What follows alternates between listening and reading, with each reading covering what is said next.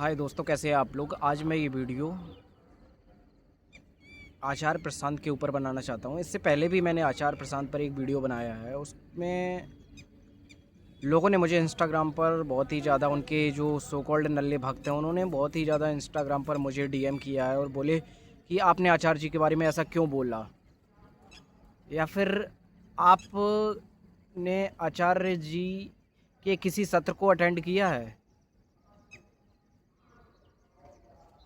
या फिर कभी भी आचार्य जी के सेशन को आपने अटेंड किया है, या फिर कभी भी आपने आचार्य जी के किसी भी वीडियो को देखा है यूट्यूब पर कि वो कितना अच्छा काम कर रहे हैं समाज के लिए। तो इस तरह के डीएम कई आए हैं मुझे, और तो मुझे ये वीडियो उसी पर लेके बनाना पड़ रहा है। और किस तरह से उन्होंने अपने बातों को रखा, और उनके भक्तों ने, भक्त तो नहीं, खैर अंधभक्त कहेंगे उनको, जिस तरह से कि उनकी टोन थी और जिस तरह से वो बातों को बता रहे थे मुझे, तो उन सब चीज़ों के बारे में बात करेंगे आज हम इस वीडियो में। और मैं ये भी बताऊंगा कि क्यों किसी की बात को आपको एज इट इज़ नहीं लेना चाहिए। कभी भी किसी की भी, कोई भी कितना भी अच्छा ज्ञान दे रहा हो, उसको आपको एज इट इज़ नहीं लेना चाहिए। आपको तुरंत एनालिसिस करना चाहिए कि क्या जो पर्सन वो कह रहा है, क्या रियल में उसकी बातों में, उसकी जो भी वो बताना चाहता है उसमें बहुत ही ज़्यादा गहराई है। तो इस पर आपको हमेशा विचार करना चाहिए। तो यहाँ पर मैं आपके सामने कुछ बातें रखना चाहेंगे। तो वहाँ पे वो बोल रहे थे कि आप आचार्य जी की बातों को क्यों घुमा के बोल रहे हैं, या फिर आप क्यों उनके ऊपर वीडियो बना रहे हैं, या फिर उनको क्यों आप बेस लेवल मानकर, मतलब एक बॉटम लेयर मानकर क्यों आप उन पर वीडियो बना रहे हैं। तो यहाँ पर सबसे पहले कहना मेरा ये है कि क्या आचार्य जी जो वीडियो बनाते हैं, क्या उनको ये नॉलेज कहाँ से मिली है। मतलब वो क्यों अपने वीडियोस में, अपने सत्र में, गीता सत्र में गीता की बात करते हैं, ओशो की बात करते हैं, बाइबल की बात करते हैं, कुरान की बात करते हैं, जेटू के कृष्ण मूर्ति की बात करते हैं। तो वो ऐसा क्यों करते हैं। अगर ऐसा ही है, क्या जो बातें वो करते हैं क्या उनके ही द्वारा समझी जानी गई होती हैं, क्या वो उस बात का, उससे पहले कोई भी अस्तित्व तो नहीं रहता है। ये लोग हमेशा कहते हैं कि आप जो भी बातें करते हैं तो आप उनको क्यों पॉइंट आउट करते हैं, मतलब आप उनका नाम लेके उनके नाम को क्यों ख़राब कर रहे हैं। तो इस तरह की बातें होती हैं। तो मेरा मानना ये है कि कोई भी पर्सन या फिर आचार्य प्रशांत खुद जिस तरह की बातें करते हैं, क्या ये ज्ञान उनका खुद का होता है, या फिर वो भी गीता के या फिर ओशो से सीख कर समझ कर बातों को पोर्ट्रे करते हैं अपने तरीके से। और सबसे पहले ज़रूर बताने की बात ये है कि जिस तरह से उन्होंने गधों की भीड़ को इकट्ठा कर रखा है, इंसानी रूपी गधे की भीड़ को, हमें तो ये लगता है कि वो अपने ज्ञान को जिस तरह से लोगों में बताते हैं, जिस तरह से प्रदर्शित करते हैं, उसी में कुछ गड़बड़ी है, या फिर वही, या फिर वो ज्ञान को सही से समझा नहीं पा रहे हैं, या फिर उनके भक्त इतने ज़्यादा नल्ले हैं, इतने ज़्यादा मतलब पाखंड में पड़े हुए हैं। तो उनको ये लगता है कि अभी तक तो हम पूजा करते आए हैं, तो ये आचार्य जी थोड़े रैशनल लग रहे हैं, तो इनके विचारों में बहुत ही ज़्यादा धन्यता है, और इन ये जो भी बता रहे हैं इसमें बहुत ही ज़्यादा गहराई है, या फिर ये जो भी बता रहे हैं तो इनको बिल्कुल अंधभक्त की तरह लेना चाहिए और बिल्कुल पागल हो जाना चाहिए। फिर वो किसी भी तरह का क्रिटिसिज्म या किसी भी बात को वो डाइजेस्ट नहीं कर पाते हैं। उनको ये लगता है कि ये सीधा आचार्य जी पर बात है, जो कि उनके लिए एक बहुत ही सदमे ऐसा हो जाता है। और क्योंकि मैंने भी बहुत सारे वीडियो को सुना है आचार्य जी को, वो इतनी सी छोटी सी बात को, 2 शब्द की बात को जो 2 मिनट में ख़त्म हो सकती है, उसको 2 निबंधों की तरह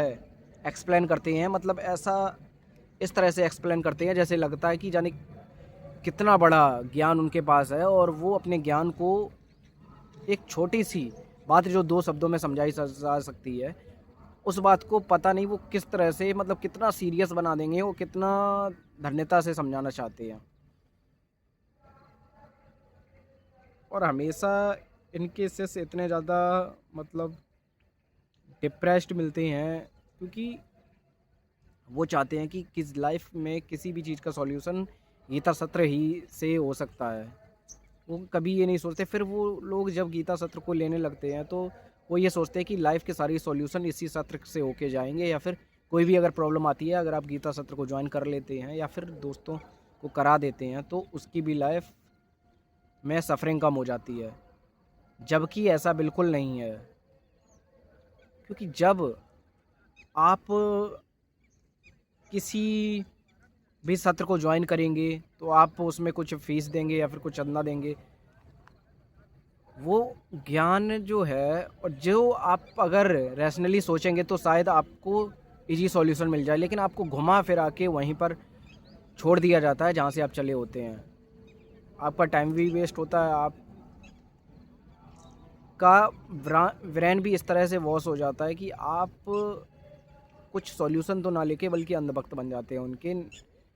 जो उससे भी ज़्यादा खतरनाक है। अगर आप सत्र नहीं लेते हैं तो कहीं ना कहीं उस चीज़ का फ़ायदा होता है। उसके साथ ही मैं इस बात पर भी बताना चाहूँगा कि ये लोग डोनेशन के लिए बहुत ही ज़्यादा फोर्स करते हैं कि मतलब आप अपनी सैलरी का मतलब 10% इन लोगों को चंदा दें। तो ये सब चीज़ें होती हैं कि किस तरह से पर्सन को लगता है कि कोई भी पर्सन अगर कमा रहा है तो उसको गीता सत्र ज़रूर ज्वाइन करना चाहिए, या फिर उसको ऐसा ज़रूर करना चाहिए कि अगर वो अपनी लाइफ में कुछ सोच होना चाहता है तो उसको गीता सत्र ज्वाइन करना पड़ेगा, जो मुझे लगता है बहुत ही ज़्यादा ख़राब चीज़ है एक मिडिल क्लास के लिए। आप उसको कॉल कर रहे हैं रैंडम मैनर में, अल्टरनेट नंबर से कॉल कर रहे हैं, जब वो आपकी कॉल पिक नहीं कर रहा है। इनके नल्ले भक्त इसी काम में लगे हुए हैं। वो अल्टरनेट नंबर से कॉल करते हैं कि आपके पास बजट नहीं है, चलिए कुछ नहीं तो मतलब कुछ मतलब 2000 का अगर आपका सब्सक्रिप्शन है तो उसमें 500 ही रुपये जमा कर दीजिए इस महीने, नेक्स्ट महीने, और आप उसको जमा कर सकते हैं। या फिर किसी कोर्स की अगर वैल्यू इन्होंने 2000 रखी है तो उसको 1500 में ही किसी भक्त को देने की या फिर किसी को फंसाने के लिए ये लोग करते हैं। ये एक तरह से मतलब फोर्सफुली डोनेशन मांगते हैं, मतलब फोर्सफुली एक भीख की तरह मांगते हैं उन लोगों से।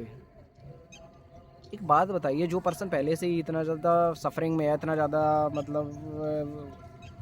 तकलीफ़ में है, वो चीज़ों को फेस कर रहा है, वो और आप उससे इस तरह से आपके भक्तों के द्वारा आप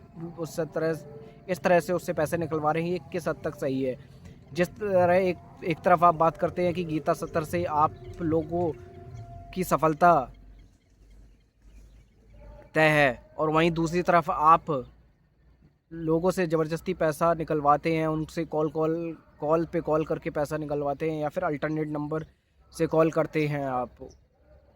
तो ये किस हद तक सही है? और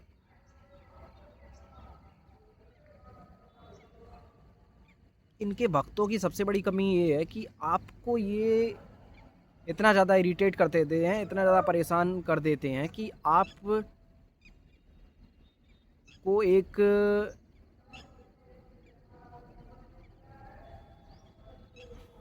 ऐसा एक्सटेंड लेना पड़ता है, मतलब आपको एक ऐसा कदम उठाना पड़ता है, या फिर आपको वो नंबर ब्लॉक करना पड़ेगा, या फिर आपको अपना नंबर चेंज करना पड़ेगा। इस हद तक ये लोग आपको परेशान कर देते हैं। जब आप इनसे स्ट्रिक्टली मना कर देते हैं कि मुझे नहीं चाहिए कुछ भी, और जब आप इनसे कहते हैं तब आपको ये मतलब आपसे पीछा छुड़ाते हैं, या फिर आपको पीछा करना छोड़ते हैं। तो ये सब चीज़ें होती हैं कि किस तरह से ये लोगों को परेशान करती हैं। और आचार्य जी के जो भक्त हैं वो एक तरह की वो मतलब गधों की भीड़ है, जो जैसे आप लोग देखते नहीं हैं कि किसी भी बाबा की भीड़ होती है और उनको समझ में नहीं आता है, कहीं भी अगर बाबा आते हैं तो वो गाड़ियों में भर भर के पहुंच जाते हैं, भले ही उनका काम अच्छा चल रहा हो या ना चल रहा हो, लेकिन वो लोग वो सारे काम छोड़कर बाबा के उस सत्संग को अटेंड करने के लिए चले जाते हैं। वैसे ही आचार्य प्रशांत के शिष्य हैं, इनमें और उनमें बिल्कुल भी फ़र्क नहीं है। मैं तो कहता हूँ कि जिस तरह से ये लोग दिमागी तौर पर पागल होते हैं। उसके साथ ही मैं ये भी बताना चाहता हूँ कि कभी भी आप इनको मतलब इन आचार्य प्रशांत की किसी भी बात को अल्टरनेट वे में मतलब प्रेजेंट करेंगे, या फिर आप बताएंगे कि इस बात को आसानी से इस तरह से कहा जा सकता है, तो इनके शिष्य आ जाएंगे और आपसे कहेंगे कि आप तो मूर्ख हैं, आपको कुछ नहीं आता है, कि आप गीता के बारे में या फिर जो भी आचार्य जी ने बताया है उसको आपने सही से समझा नहीं है, और आप को गीता सत्र की बहुत ही ज़्यादा ज़रूरत है या फिर वेदांत की बहुत ही ज़रूरत है। तो ये सब चीज़ें चल रही हैं। उसके साथ ही मैं ये भी बताना चाहता हूँ कि यहाँ पे जो इनके शिष्य होते हैं उनकी सबसे बड़ी कमी ये होती है कि ये हमेशा ये कहते हैं कि आचार्य जी में और बाकी के बाबा में ये फ़र्क है कि बाकी के जो धार्मिक लोग हैं या जो भी रिलीजन के लोग हैं वो चीज़ों को इतने ज़्यादा अच्छी तरह से पोर्ट्रे नहीं करते हैं या फिर इतनी अच्छी तरह से नहीं रख रहे हैं कि वो चीज़ें आपको इजीली समझ में आ जाए। लेकिन आचार्य जी की भाषा उनके गीता सत्र या वेदांत के सेशन में उस तरह की लैंग्वेज का आचार्य जी प्रयोग करते हैं, उस तरह की बातों को समझाते हैं या फिर इस तरह से कठिन बातों को समझाते हैं कि वो आप आसानी से अपनी लाइफ में इम्प्लीमेंट कर सकते हैं। लेकिन हमने ये देखा है कि अगर आचार्य जी आपके बाबाओं से, मौलाना मौलवी पंडितों से अच्छे तरह से एक्सप्लेन कर रहे हैं बातों को, तो आपके भक्त क्यों इस तरह से मतलब इरिटेट हो जाते हैं किसी भी क्रिटिसिज्म को झेलने के लिए, जबकि वो क्रिटिसिज्म होता भी नहीं है। क्या किसी भी ओपिनियन, किसी भी बात में अपना ओपिनियन रखना या फिर किसी भी बात को अपने तरीके से समझाना किसी भी पर्सन को, ये क्रिटिसिज्म के दायरे में आता है? मुझे तो नहीं लगता है कि जिस तरह से भक्त इन लोगों के इतने ज़्यादा पागल हैं और मेंटली डिस्टर्ब हैं, कभी अगर आचार्य जी को भी पता चलेगा कि किस तरह से ये भक्त उन लोगों के ब्रेन वॉश हो रहे हैं और किस तरह से वो चीज़ों को समझ रहे हैं, तो वो खुद सोचेंगे कि मैं इन नल्लों को क्या समझाना चाहता था और ये लोग क्या समझ रहे हैं, और दूसरों को किस तरह से ये इरिटेट कर रहे हैं अपने ये नल्लेपन से और अपनी ये इरिटेशन बातों से। क्योंकि मैंने बहुत सारे वीडियोस देखे आचार्य प्रशांत के, उसमें अक्सर मैंने एक चीज़ को बहुत ही बारीकी से नोटिस किया, वो छोटी से छोटी बातों को इतने ज़्यादा एलोबरेट कर देते हैं, इतना ज़्यादा एलेबोरेट करते हैं जितना की ज़रूरत भी नहीं है। कुछ चीज़ें होती हैं जहाँ पे आपको ज़्यादा एक्सप्लेन करने की ज़रूरत होती है, और कुछ चीज़ें ऐसी होती हैं जहाँ पे आपको अगर कम एक्सप्लेन करते हैं तब भी आप समझ लेते हैं। क्योंकि इन रैशनल पर्सन अगर होगा, इन लॉजिकल पर्सन होगा, तो वो तो वैसे भी आप इतना एलेबोरेट करते हैं, इतना व्याख्या देते हैं, इतना मतलब डीप में समझाते हैं, तब भी उस पर्सन को समझ में नहीं आता। अगर समझ में आ रहा होता उस पर्सन को, तो ये आपके अंधभक्तों की फौज क्यों तैयार हो रही होती। तो यहाँ पे क्या होता है कि आप जब तक अपने ब्रेन का सही यूज नहीं करेंगे, अपने दिमाग को सही से जो चीज़ की उसको ज़रूरत है उसको नहीं देंगे, तब तक ऐसे ही कोई भी आचार्य, कोई भी पंडित या मौलवी आकर आपके दिमाग को यूज करता रहेगा और आपका शोषण करता रहेगा मेंटली और फिजिकली तरीके से।